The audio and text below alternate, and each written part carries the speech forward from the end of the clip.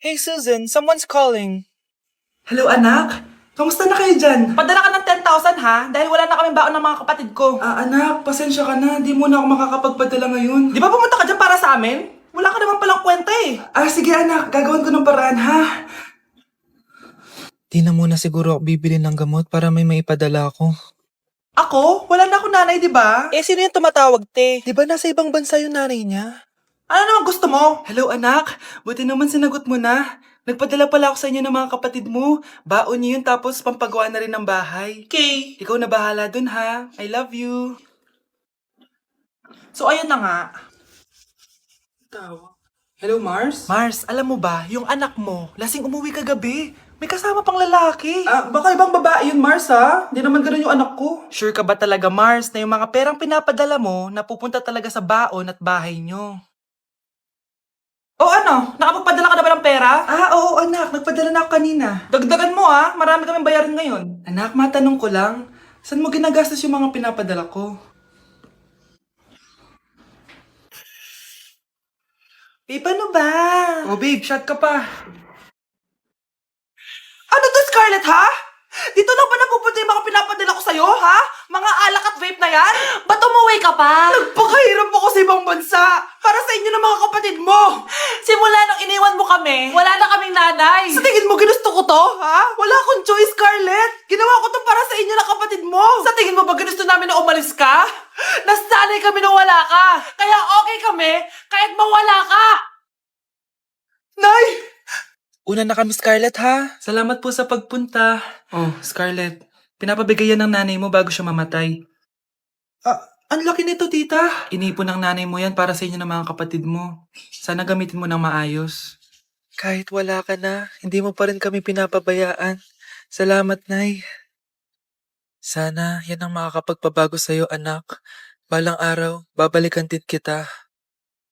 Mare? Uy, Mare! Long time no see. Kamusta ka na? Okay lang naman, Mare. Alam mo ba, Mare? Yung anak ni Brenda? Diyos ko, nabuntis. Ang bata-bata pa nun eh. Chismis agad siya, oh. Di niya muna kasi kasuhin yung mukha niyang parang tosino. Luh! Trust the process kasi yan, Mare. Huwag mo na i-gaslight sarili mo, Mare. Kaka-rejuve mo yan eh. Tingnan mo na sira ni skin barrier mo, oh. Tapos namamaga pa yung mukha mo. Wala akong choice, Mare. 3 months na nga ang kulay red yung mukha ko. Akala nga nila ako na si Anger ng inside out. Gusto mo ng choice? Eto, bibigyan kita ng choice. Gamitin mo tong Glad to Glow Blueberry Face Wash. For sure, after mo gamitin to, aayos na yung skin barrier mo at mawawala na pagka-inflame ang skin mo. Gamitin mo to day and night para bongga. Ay, salamat dito, Mare, ah. Akala mo nakakalimutan ko na? Nasaan yung utang mo? Huwag ka munang dumagdag sa problema ko ngayon, Mare, ha? Tama na. Ano to? Wala na namang ulam? Mahal, pangako bukas may kakainin na tayo. Sinabi mo rin yan kahapon. Paano tong anak natin, ha? Paano natin ito bubuhayin? Mahal, please, magtulungan tayo. Makakaahon din tayo dito. Ayoko na. Ito. Ikaw na maghalaga niyan. Mahal, please, wag mo naman kaming iwan. Babalik na ako sa dati kong buhay. Sa buhay na nakakakain ako na masarap. Sa buhay na nakakapag-party ako. Sa buhay na prinsesa ako. Ayoko na ng gantong buhay. Mahal, please, babawi ako. Kaya mo na yan. At wag na ako gugulin, ha? Anak, pangako hindi kita iiwan ha. Nandito lang ako para sa'yo. Hindi kita papabayaan. Okay, Mr. Ramon? Ma'am, tanggap na po ba ako sa trabaho? Sorry sir. Based sa resume mo, hindi ka pala nakapagtapos ng college. Ang hanap po namin is college graduate. Uy, Ramon, mukhang galing ka sa interview, ah. Natanggap ka? Hindi nga eh. Baka may alam kang pwede kong pasukan ng trabaho. Pwede ako. Sige, sabihan kita, ha? Salamat Susan. Dami naman basura dito. Ramon, may hiring daw yung kakilala ko at pwede ka daw doon magtrabaho. Ha? Talaga? Sa wakas, mabibilin ko na lahat ng pangangailangan ng anak ko. May anak ka pala? Oo. Iniwan kami ng nanay niya dahil di niya kaya tong gantong buhay. Hayaan mo, hindi mo deserve yun. Wow, ang bilis. May pumalit na agad sa akin. Mali ka nang iniisip. Alam mo ba, Ramon, nabibili ko na lahat ng gusto ko ngayon. Kumakain kami sa magandang restaurant at nakatira ako sa mansyon. Ha? Honey, tara na. Ipag-shopping pa kita mamaya. Baka malit pa tayo sa dinner natin. Okay, honey, papunta na. At ikaw, babae ka. Kung ayaw mong masira ang buhay mo, layuan mo yung lalaking yan.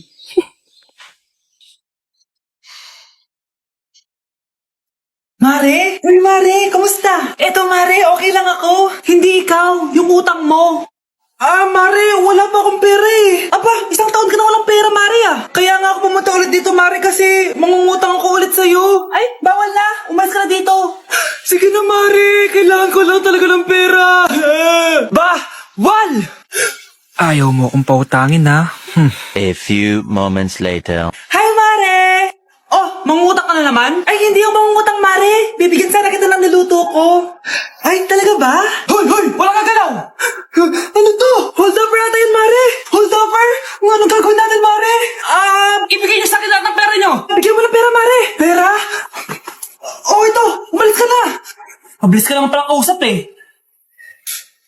1 hour later. Oh, eto na yung pera inuutos mo sa akin.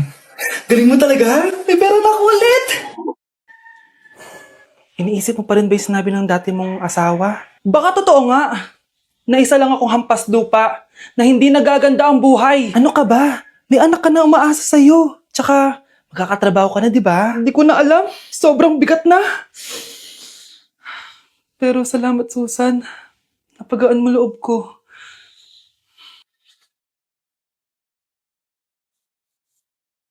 Hello, ma'am. Thank you for calling. How can I help you? Baby, wag ka muna umiyak, please.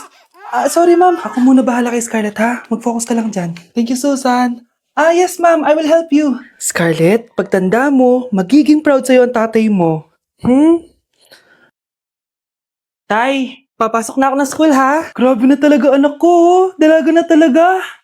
Proud ako sa'yo, anak. Mas proud ako sa'yo, Tay. Kasi kahit sobrang hirap ng buhay natin dati, nakaya mo. O, tignan mo, manager ka na ngayon. Lahat ng ginagawa ko, anak, para sa'yo lahat to. Naku, ang sweet naman na magtatay. Sana, ikaw na lang naging nanay ko, Tita Susan. Ha? Ano ka ba, Scarlett? Oh, sige na, malilate na pala ako. Bye tayo, bye, Tita.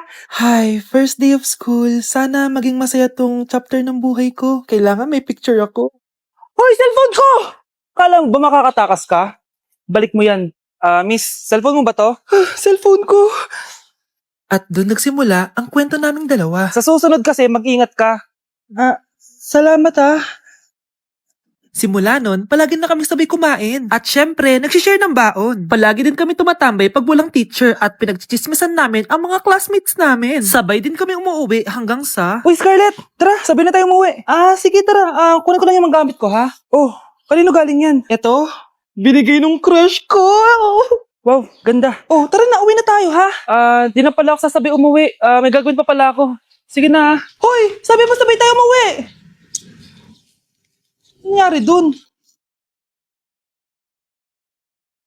Anak, lalabas muna ako ha. Bibili lang ako ng ulam natin. Nay, huwag ka muna umalis. Oh, bakit? Natatakot ka dito sa bahay? Hindi, Nay. Ayaw mo ako umalis kasi gusto mo di umalis, no? Hindi, Nay. Alam ko na to. Ayaw mo ako umalis kasi baka bigla ka may dumating na parcel at wala kang pera. Kasi ako na naman ang magbabayad. Pwede, pero hindi yun, Nay. Ano nga, ha? Huwag ka muna umalis nang hindi ka gumagamit nitong YOU Sunbrella 2% Niacinamide Brightening Sunscreen. Ay, oo nga pala, anak. Nakalimutan ko maglagay niyan. Direct pa naman yung araw, oh. Alam mo namang ang daming bad effects ng UV rays ng araw sa balat natin. Buti pa to, may niacinamide, high UV shield, at no white cast. At hindi lang yon, nakaka-bright din to ng skin.